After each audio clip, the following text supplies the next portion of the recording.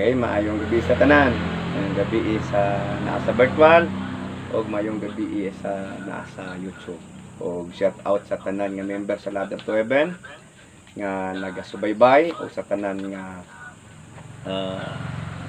nagatanaw ka nato sa YouTube. The Lord bless you and keep you. O karong gabi atong isigutan, pag-uusapan natin sa gabing ito ang pagkakaroon ng karunungan na kilalanin ang nasa iyong kapaligiran. We should know the atmosphere of our environment. Kaya sinasabi sa Biblia na tayo po na mga mananampalataya ay magiging mapagmatyag, magiging wise to whom we communicate, o kang kinsa nato nga mga tao ginauban-ubanan. Kay sometimes ang atong mga kauban mag-reflect na siya sa ato apod nga karakter. Kung kinsa atong mga kauban, mag-reflect na siya sa atong karakter, kay someday somehow mapirihas tanila. Muna kung naa ka sa Ginoo din, nagpuyo ka o napalibutan ka so sa mga taong hindi naman tunay nananampalataya, kasi marami pong nanampalataya na hindi po sila sumusunod doon sa sinasabi ng salita ng Panginoon. Kaya sinasabi po sa Hebrews chapter 12 verse 1 na tayo po ay na sinasabi sa Hebrews, sanglit gilibutan man kita niining bagang pundok sa mga saksi, sa mga witnesses. Isalikway nato ang mga nakababag ka nato, nagunit ka nato ng mga sala, o dagano nato ang lumba sa kinabuhi, sa pagtuo. Sa diyang gisulat ang Hebrews 12:1, ito'y sulatin by the enlightenment of the Holy Spirit. Sinulat po ito at ipinahayag ng banal na Espiritu upang ating pagbubulay-bulayin at bigyang halaga ang kung papaano tayo mamuhay na hindi po umaayon doon sa ikot ng mundo. We will not be compromised to the course or system of the world. Kaya sinasabi ng Panginoon na sa Romans chapter 12 din, sinasabi niya, do not be conformed in this world, but be transformed by the renewing of your mind. Kasi pagka hindi ka umalis doon sa isang polluted na area na sinasabi ni kagaya ng sinasabi ni Sister Ira, someday somehow magiging kagaya ka nila, sapagkat the spirit that is in them will affect your own spirit. Magiging yung ugali mo na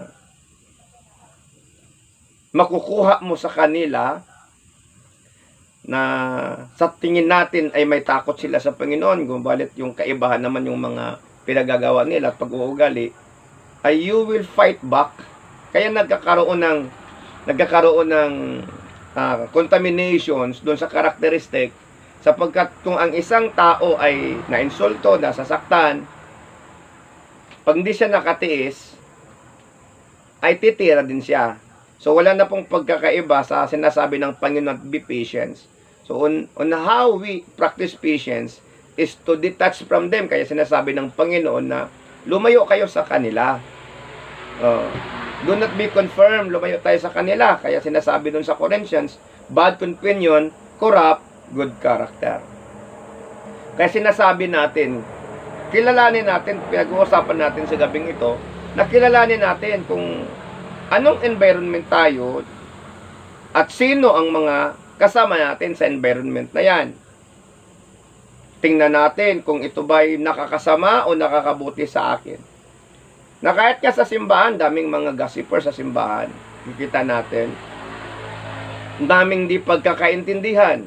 Kaya, kung makikita natin, noon pa man hanggang ngayon, ay mayroon pong mga kakaunting di pagkakaunawaan sa maliliit na bagay ng mga mananampalataya, sapagkat di po lahat ay namuhay ayon sa utos ng Panginoon.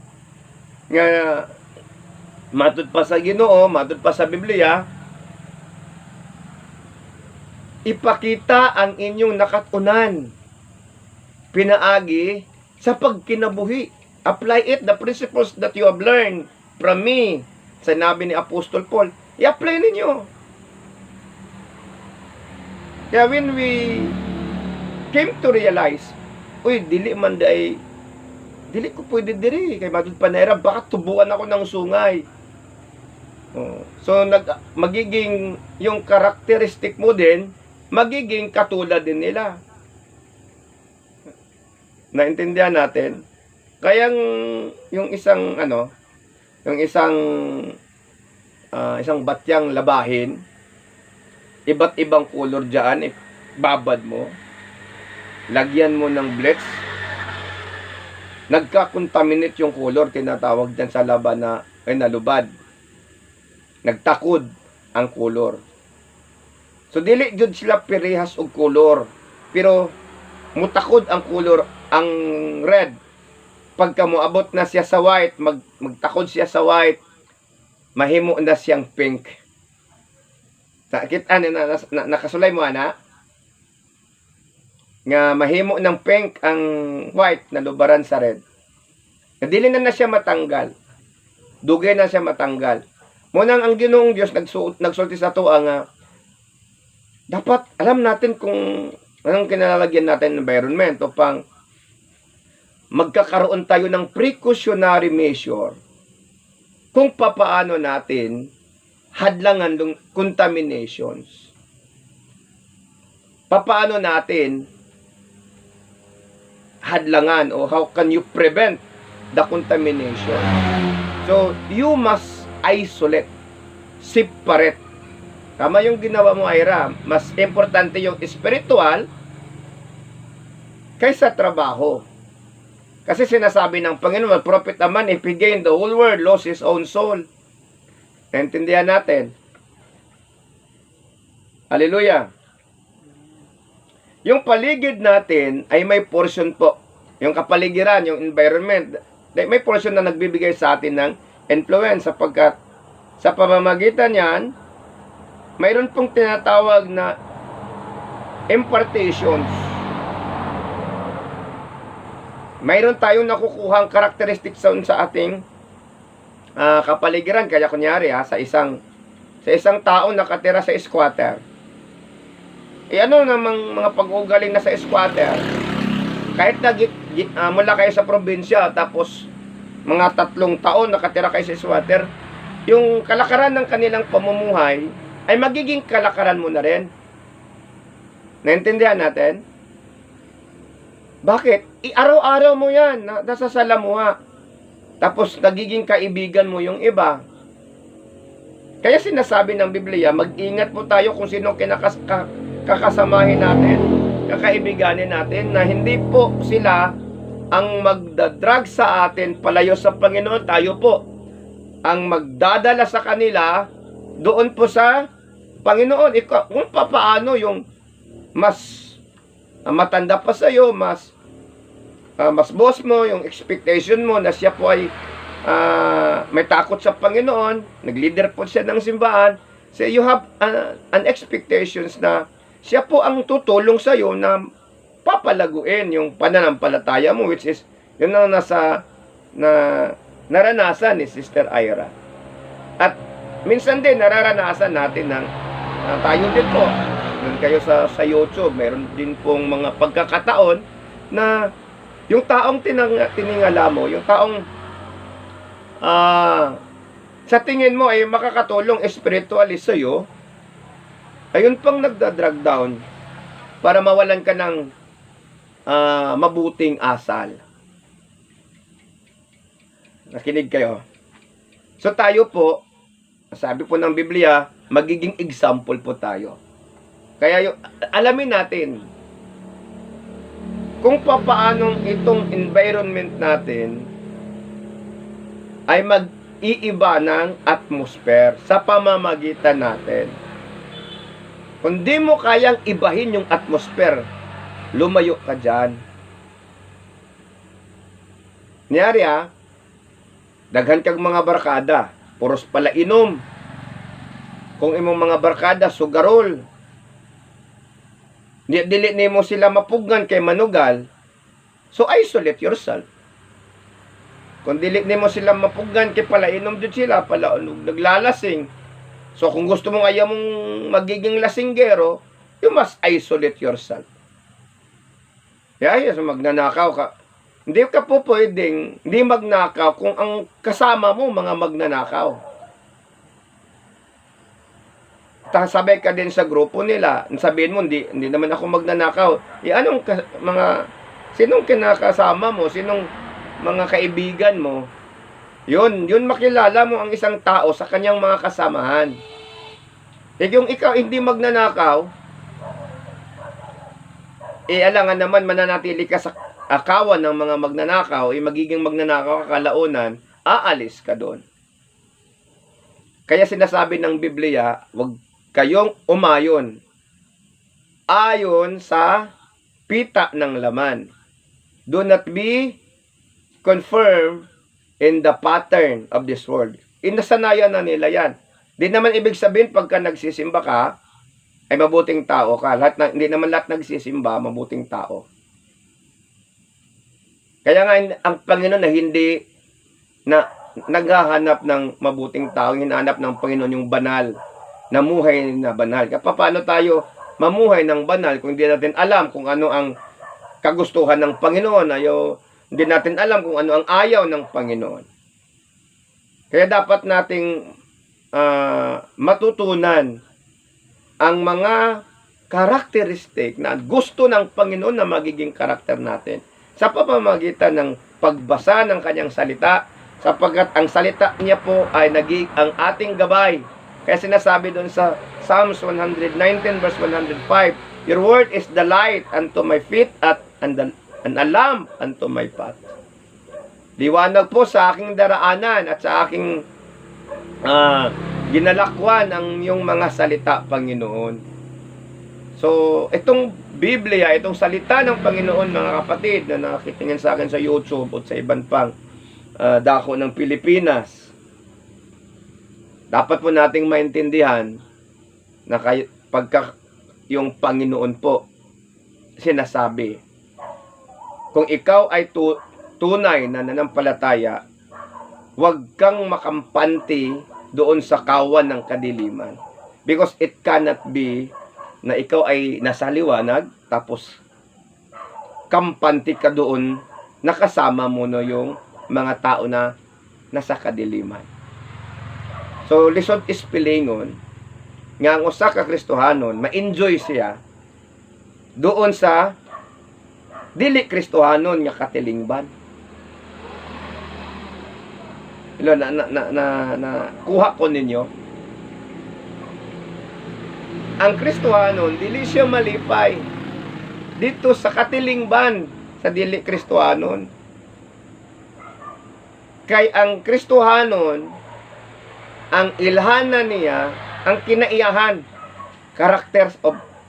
the characteristic of God na kanyang natanggap, na kanyang namana, na binigay ng Panginoon.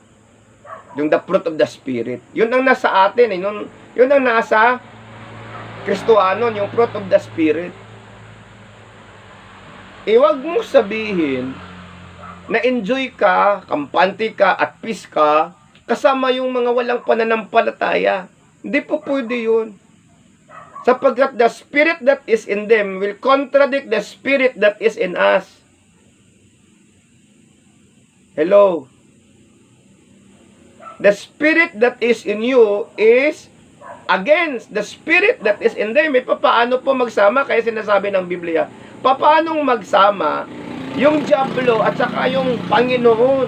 Paanong nagsama yung demonyo at ang Panginoon. Di po pwedeng magsama.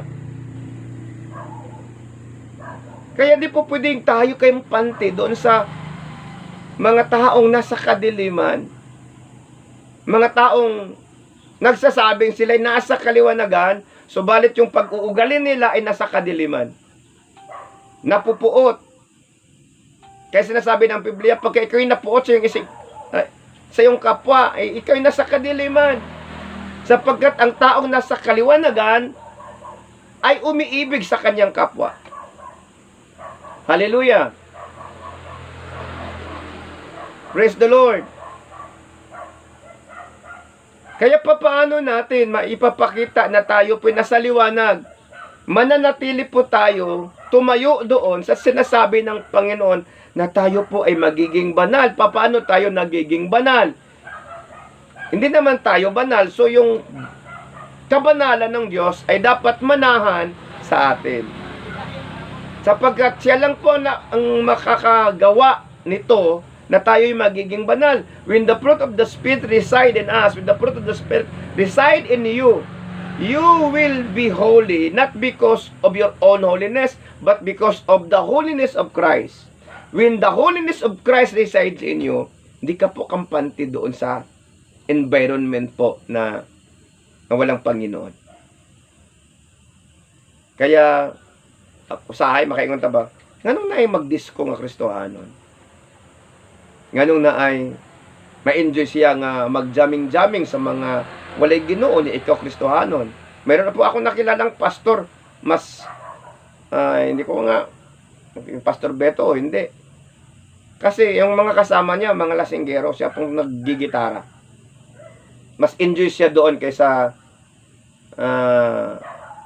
kasi mayroon pong namatay, tapos magsiservisyo sana.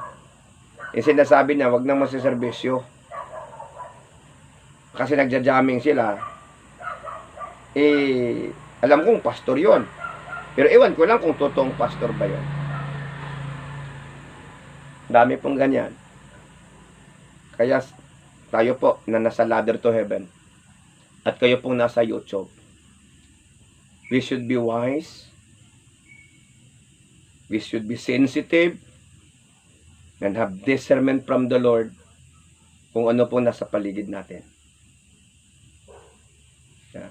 Kung ano po ang makaka-impluwensya sa atin. Kaya sinasabi ng Panginoon, tayong mga mananampalataya, sinasabi niya na wag natin ihinto yung banal na pagtitipon. 10:25 ng Hebreo. Ingon dito, ayaw ninyo undanga ang batasan sa panagtigom sama sa gibuhat sa uban. Kung dili magdinasigay kamo, kay nasayod kamo nga hapit na mo balik ang atong Ginoo. Hallelujah. Glory to God. So kayo nasa YouTube at kayo nasa virtual worship. At kung anumang pong social media platform na iyong napapanood itong mensaheng ito, kilalanin po natin ang nasa ating kapaligiran. Ito ba'y nakakabuti sa atin bilang isang mananampalataya? Ito ba'y nakakasira ng ating espiritual na kalagayan? Pagka po, yung sa trabaho mo, ay nakasalalay kaligtasan mo, umalis ka dyan. Sa sinasabi ng Biblia, depart from them, my people. Umalis kayo dyan, mga anak ko. Hindi po tayo magiging kampante. Huwag po nating isaalang-alang yung ating spiritual na kalagayan. Huwag po nating ilagay sa alanganin. Kasi yung ang spiritual na bagay ay nalagay sa alanganin, nagiging karnal po ang isang tao. Nagiging tagasunod po siya ng pita ng laman. Hindi po siya tagasunod ni Kristo Jesus. Kaya, tingnan po natin yung church natin na kinabibilangan. Anong pag-uugali nila? Kayo ba'y nasa pagdumot, sa kaligot-got, sa kapungot, sa pagtabi, sa pagdinautay, sa pag-away-away? Depart from that church. Umalis po kayo sa simbahan yan. Kayo nakikinig po. Kung sa simbahan nyo po palaging nag-aaway, nag-iinggitan, umalis po kayo. Hindi po nakakabuti ang ganyan. Kasi hindi po lahat ng simbahan sumusunod sa utos ng Panginoon. Masakit man itong sasabihin ko, pero totoo ito. Nag-aaway-away po madaming mga ministro ng Panginoon. Sinasabi po ng Panginoon, marami pong dadala sa aking pangalan. Pero makikita nyo po sila sa kanilang pag-uugali kung sino ang tunay at ano ang tunay, sapagkat ang nandun po kay Kristo Jesus ay namuhay sa kaliwanagan at sa pag-ibig, sa pagpapatawad, sa pagkakaroon ng awa. Ang kanila pong pananalita ay nakapag-encourage, hindi po nakapag-discourage. Hindi po sila namuhay doon sa kabalintunaang turo, kundi po sa turo na sinasabi ng Panginoon na kayo magpakumbaba, magmamahalan. Kaya sinasabi ng Panginoon, ito ang utos ko sa inyo, na magmahalan kayo bilang mga kapatid, bilang aking tagasunod. Hindi po kasi nag-aaway yung parte ng ating katawan. Ang bawat po iglesia ay parte ng katawan ng Panginoong Hesus. So, balit nag-aaway-away po. So, ibig sabihin may foreign bodies po. Kasi yung foreign bodies, inaaway ng ating cells yan. Di po akma. Pagka ang isa pong tao ay mayroon pong artificial na parte ng kanyang katawan, ay hindi po akma. Yung kanyang cells po ay, yung kanyang immune system po ay aawayan niya yung mga foreign bodies. Kaya nagkakaroon po ng pag-aaway-away, di pagkaintindihan ng mga churches. Ang problema po kasi ay ang inggit, ang insecurities, yun po. Kaya sinasabi ng Panginoon, magmahalan tayo. Hindi po tayo na-insecure, hindi po tayo na-iinggit. Bagkus matutuwa tayo yung ibang pinagpapalat ginagamit ng Panginoon, wag po nating ida-drag down sila. Sapagkat, kunyari po, yung nalagay sa ulo, ikaw nalagay naman ka doon sa tikod. Hindi po pwede na yung ulo, ilagay mo doon sa tikod. So, ang Panginoon po ay may akda ng bawat parte ng ating katawan kung saan po diyan malagay. Kaya dapat po ay tayong mga mananampalataya ay magkakaroon ng karunungan to discern. Is this environment help me to grow spiritually? That this ministry will help me grow spiritually. Kasi pagka hindi po nagtuturo, pagka hindi po sumusuwa, hindi po sinasaway, hindi po tinuturo yung anong dapat nating pag-uugali,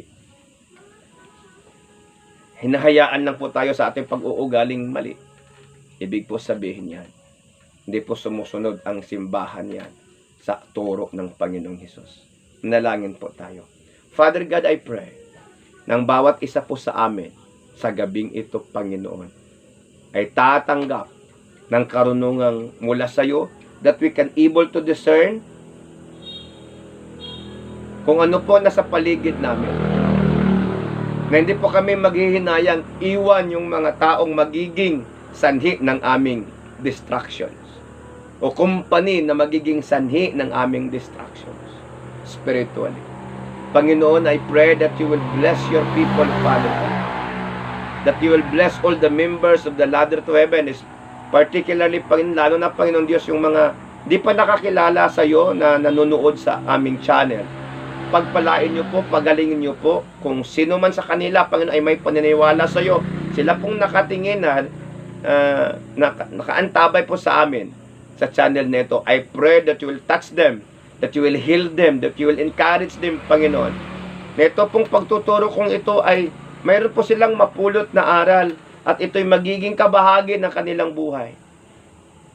I declared it, O God, that I impart to them, Lord God, what is needed in that spiritual growth in the name of Jesus. Baguhin mo po ang bawat member ng Ladder to Heaven Ministry. Baguhin mo po, Panginoon, ang aming pag-iisip, ang aming pag-uugali, na kami po'y magiging kaaya-aya sa iyo, na sinasabi po sa iyong banal na salita, na iwaksi po namin ang mga bagay na siya pong nagbibigay sa amin ng kadahilanang kami po hindi makapasok sa iyong kaharian. The sin that drags us, the weaknesses and the old natures that hinder us to continue growing in the Spirit, remove it, Lord God, in the name of Jesus. Di bali po, Panginoong Diyos, na hindi po kami masyadong mayaman, basta mayaman po sa pananampalataya at sa kabaitan, kabutihan at kabanalan. Sapagkat ang pira po, Panginoon, na hindi nakakatulong kung kami haharap sa iyo, sa iyong hukuman. At dito lang po yan, nagiging needed yung salapi habang kami nabubuhay. Pero yung salita mo na aming isa sa buhay, yun pong tutulong sa amin na kami magiging kaaya-aya, banal sa iyong harapan, Panginoon. Sapagkat sinasabi mo sa John chapter 15 verse 3 that you are cleansed by the words that I have spoken unto you. Kayo po'y nagiging malinis na at nagiging malinis sa pamamagitan ng aking salitang sinasabi sa inyo. Ang iyong salita'y nagiging bukal, buhay na bukal sa aming puso, na nagbibigay sa amin ng bagong espiritu, bagong pag-asa, bagong pagkatao, bagong pag-iisip. Hindi po kami manahan doon sa old nature, sa serpent seed. Bagkus kami po'y patuloy na lalago spiritually by your presence, by your words, God, in the name of Jesus. At kung meron man pong mga karamdaman, Panginoon, sa gabing ito, I declare your blessing in the name of Jesus Christ. At kung sino man po ang hindi pa nakatanggap sa Panginoon, na nakaantabay po sa channel na ito, at nais mo pong tanggapin ang Panginoon, kayo po nasa YouTube, tayo po'y manalangin. Sumabay po kayo sa panalangin ito, at ito po'y isa puso ninyo. Sumabay po kayo sa akin. Panginoong Hesus, inaalay ko po sa iyo ang aking buhay. Inaamin ko po na ako'y nagkasala. Ako'y makasalanan. Subalit sa gabing ito, ako po'y nagpakumbaba at tinatanggap po ang aking pagkakasala. At tinatanggap ko po na kailangan ko ikaw sa aking buhay. Panginoon, linisin mo ako. Baguhin mo ako. Ang aking puso, ang aking isip, at ang aking pagkatao. Gawin mong banal na tahanan ang aking buhay at ang aking buong pamamahay. Gawin mo, Panginoon, na yung tahanan. I open my heart and I surrender my will to you. And from this day onward, not my will, but your will be done in my life. Isulat mo po, Panginoon, ang aking pangalan sa aklat ng buhay. In the name of Jesus Christ, I pray. Amen and amen. Palakpakan po natin ang Panginoon. Okay?